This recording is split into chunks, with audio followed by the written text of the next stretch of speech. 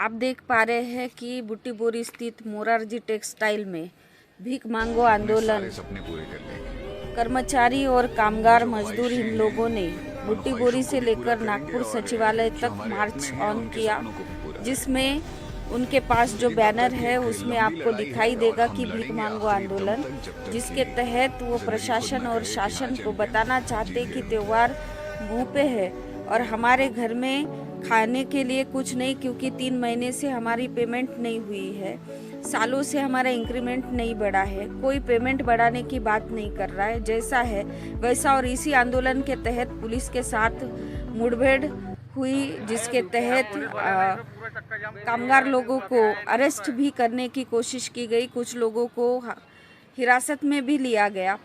और ये जो जाम है पूरा बुट्टी बोरी से लेकर तो खापरी तक 10 किलोमीटर तक का लंबा जाम लग गया था, जिससे सामान्य जनजीवन भी इसके चपेटे में आ गया और सामान्य लोगों को तकलीफ हुई। इस बात का हवाला देकर पुलिस प्रशासन ने कामगारों को समझाने की कोशिश की, लेकिन जिस तरह समझाने की कोशिश की, अगर उसी तरह इनके पेमेंट जो है अगर वो निकाल कर देने की कोशिश करते तो कितना अच्छा होता। क्या ये लोग दिवाली मनाने के हकदार नहीं, या इन लोगों ने कोई त्यौहार नहीं करने चाहिए? क्या इनके बच्चों को अच्छे कपड़े, अच्छा खाना देने की ज़रूरत नहीं है? ये किसकी जिम्मेदारी है? शासन की नहीं तो कौन लोग इसके जिम्मेदार हैं?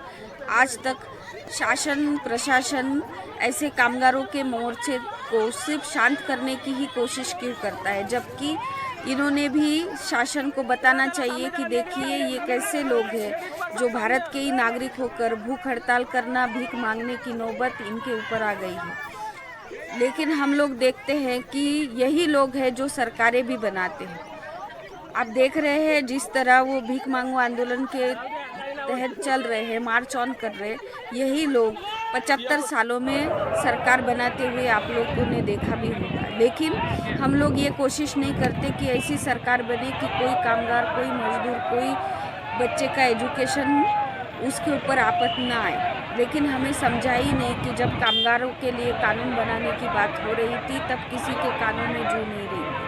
उन्होंने इस बात के ऊपर ध्यान नहीं दिया कि आने वाले समय में इस तरह हमको सड़क पर भीख मांगने की भी ज़रूरत पड़ सकती है। अगर उसी वक्त सभी कर्मचारी, कामगार, मजदूर लोग इकट्ठा आकर उस कानून का विरोध करते तो ये नज़ारा कुछ और होता और हमें समय पे पेमेंट भी मिल जाती। आज एक मिल की ये हालात नहीं है तो बहुत सारी कंपनियों के आने वाले समय में आपको ऐसी हालात नज़र आएंगे। ठेकेदारी में बहुत सारे ठेकेदार इनके पैसे भी नहीं देते, बहुत सारे ठेकेदार काट भी देते हैं। इस तरह के हालात बुट्टी बोरी में बने हुए हैं। लेकिन बेचारे पेट के लिए इधर आए तो कमाकर कुछ तो भी अपने परिवार को पालने के लिए यानी दिन रात मेहनत कर रहे हैं, लेकिन इसका मुआवजा उनको क्या मिल रहा? काम करने के बाद भी उनको पगार समय पे नहीं मिल रहा। समय पे क्या 3-3, 4-4 महीने इनकी पेमेंट ही नहीं हो पा रही है। तो इन लोगों ने अभी सोचने की बात है कि अन्ना भाऊ साठे कहते हैं कि मजदूर कामगारों के हाथ के ऊपर ये पृथ्वी चल रही है, उसमें सबसे बड़ा रोल कामगारों का होता है। पूरी दुनिया इन्हीं से चलती है, क्योंकि इनके पास जो स्किल होता है उसी से दुनिया में जितनी भी चीज़ें बनती है वो कामगार ही बनाता है। लेकिन उसी को धराशायी पर रखकर हम लोग देखते हैं कि सभी पक्ष विपक्ष सिर्फ वोट बटोरने के लिए इन लोगों के पास आता है, लेकिन इनको जब देने की बारी आती है तो कोई उनको साथ में खड़ा दिखाई नहीं देता। यहाँ तक कि पुलिस प्रशासन के तरफ से इनकी ठुकाई करने का भी काम इस देश में चल रहा है। तो अभी सोचने वाली बात है कि हम आने वाले समय में अपने बच्चों से भीख मंगवाएंगे क्या।